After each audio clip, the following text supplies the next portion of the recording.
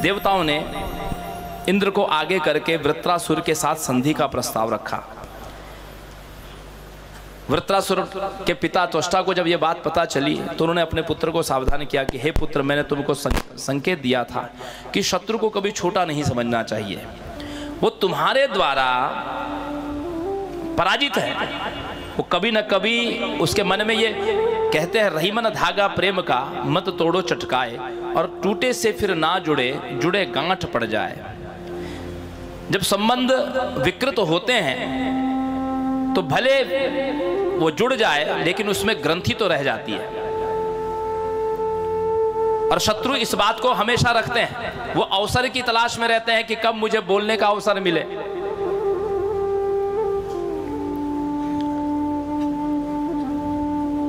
पिता के मना करने पर भी वृत्रासुर ने पिता की बात नहीं मानी, क्योंकि अभिमान से युक्त हो गया था। अब वृत्रासुर ने अपने पिता की अवहेलना करके इंद्र से संधि कर ली, और ऐसी संधि, ऐसे दोनों मित्र, दोनों ने प्रतिज्ञा की। देवराज इंद्र ने प्रतिज्ञा की कि मैं तुमको कोई हानि नहीं पहुंचाऊंगा, और प्रतिज्ञा करने के बाद भी देवराज इंद्र के मन में हमेशा ये भाव रहता कि मैं वृत्रासुर का अंत कैसे करूं। यद्यपि दोनों साथ साथ बैठ के भोजन करते, साथ में ही घूमने जाते, एक बार विचरण करते हुए समुद्र के तट पर पहुंचे, और वृत्रासुर उन पर्वतों पर विचरण कर रहा था। देवराज इंद्र को इस बात की बड़ी वेदना थी कि मेरा स्वर्ग इस शत्रु के पास में है। जब समुद्र की उत्ताल तरंगे आके पर्वतों से टकरा करके वापस जाती तो किनारे पर फेन राशि एकत्रित हो जाती, समुद्र का फेन। उसको देख करके इंद्र विचार करने लगे, यदि ये फेन है, ये कैसी वस्तु है, इसको गीला कहा जाए या सूखा कहा जाए, क्योंकि इसमें जल तत्व तो है नहीं और ये सूखा भी नहीं है। और उसी समय उसने क्या किया, भगवान विष्णु का स्मरण किया। भगवान विष्णु ने कहा कि तुम इस फेन को अपने वज्र से लेपित कर लो, और उसी समय इंद्र ने देवी का आराधन किया, देवी का स्मरण किया कि हे माता, इस वज्र में आप समाहित हो जाइए, क्योंकि फेन से तो कोई बच्चा भी नहीं मर सकता। आप एक मुट्ठी कपास लेके किसी छोटे एक दिन के शिशु के ऊपर भी फेंकेंगे तो उसको कोई चोट नहीं लगेगी, तो फेन से कोई इतना बड़ा असुर मर सकता है। लेकिन माने जब उस फेन राशि में प्रवेश किया, जब फेन राशि में प्रवेश किया तो उसके आघात से वृत्रासुर का अंत हो गया।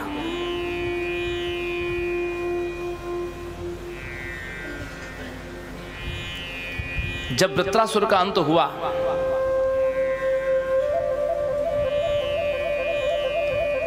उस समय इंद्र को ब्रह्म हत्या सताने लगी।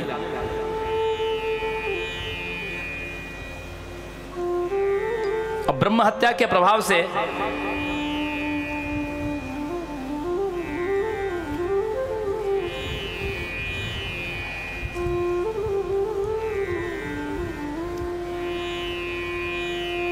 देखिए, यद्यपि देवताओं ने मां को वृत्रहंत्री नाम दिया, लेकिन जो पाप थे वो सब इंद्र के खाते में आए।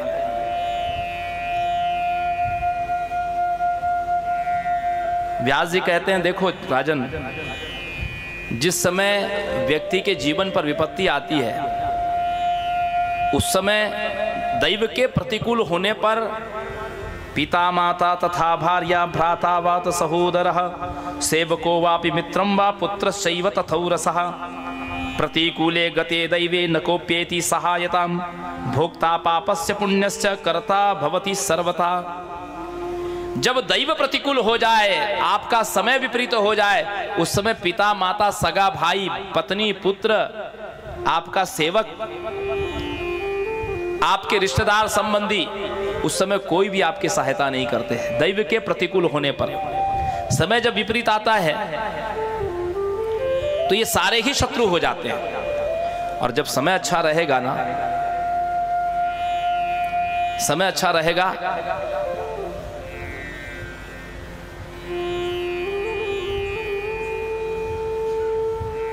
तो अनभिज्ञ व्यक्ति या शत्रु भी आपकी सहायता कर देंगे। शत्रु भी आपकी सहायता करेंगे।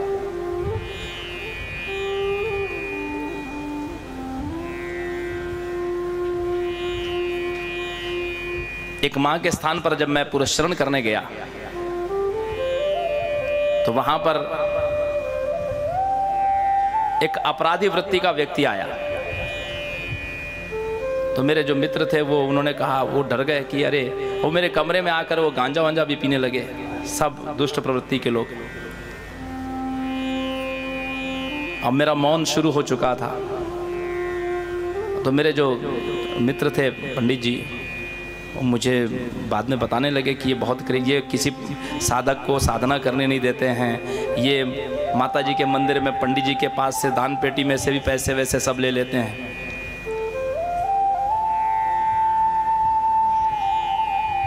वो उनसे मेरे से पूछ रहे थे कहाँ से आए हैं, क्या है, क्यों आए हैं यहाँ पर। अब मैं तो मौन था, तो मेरे तरफ से वो बताने लगे। और देखिए, माँ के अनुकूल होने से वो कमरे से बाहर निकला, फिर 10 मिनट के बाद में फिर कमरे में आया। फिर वो कहता है कि यहाँ से लेकर के माँ के मंदिर तक सबको बता देना कि महाराज जी को कोई कष्ट न हो। और सुनो, महाराज जी को कहीं जाना रहेगा तो मेरी सफारी गाड़ी बुलाइएगा, महाराज जी को पैदल नहीं जाने दीजिएगा। और सबसे बड़ी बात, हमने एक आश्चर्य ये देखा कि जो व्यक्ति पंडित जी की पंडा की थाली में से पूरे आरती के पैसे उठा के अपनी जेब में डाल ले, वो प्रतिदिन, और मुझे ये बात 1.5 महीने के बाद पता चली। मुझे लगता था कि कोई पुजारी टांगता होगा माला, या तो उन्होंने बताया मुझे, भैया जो आपके गुफा के सामने जो माला टंगी रहती है, आपको पता है कौन टांगता है? ये वो टांगते हैं। बोले इतना अद्भुत माँ। तो जब माँ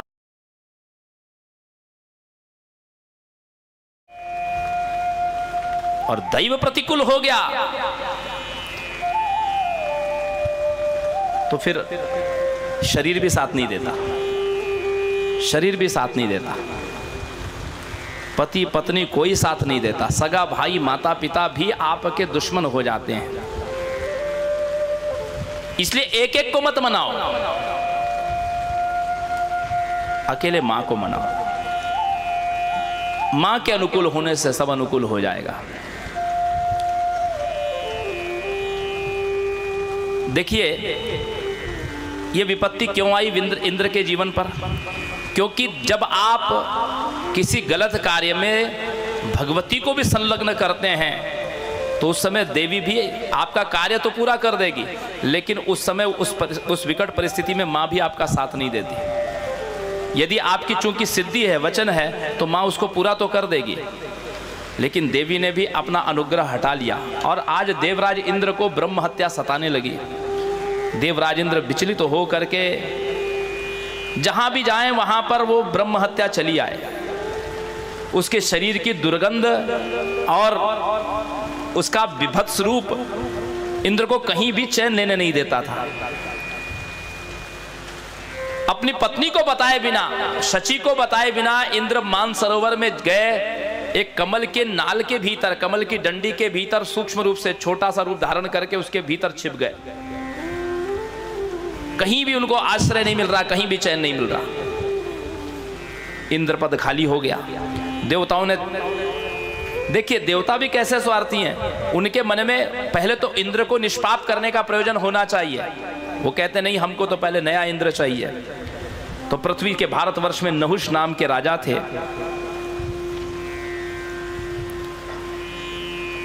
पुरर्वा, देखिए ब्रह्मा के पुत्र हैं अत्रि, अत्रि के पुत्र हैं चंद्रमा, चंद्रमा के पुत्र हैं बुध, बुध के पुत्र हैं पुरर्वा। पुरर्वा के उर्वशी से आयु, श्रुतायु, सत्यायु, रय, विजय और जय 6 पुत्र हुए थे। तो आयु के पुत्र थे नहुष। इस नहुष ने पृथ्वी पर 100 बड़े बड़े यज्ञ किए थे, इसलिए वे इंद्र पद के अधिकारी बने। हमने निवेदन किया था कि यज्ञ की श्रेणियां हैं। राजसी यज्ञ, राजा आदि जो यज्ञ करते हैं, ये राजसी यज्ञ है। तो राजसी यज्ञ आपने किया है तो आपके भीतर रजोगुण की वृद्धि होगी। यदि आपने सात्विक यज्ञ किया है तो आपके भीतर सत्वगुण की वृद्धि होगी। आपने तामसी यज्ञ किया है तो आपके भीतर तमोगुण की प्रवृत्ति होगी। ये जो तामसी यज्ञ करने के विधान बनाए भी गए थे हमारे पृथ्वी पर बलि आदि दे करके, वो युद्ध काल में तामसी बलि।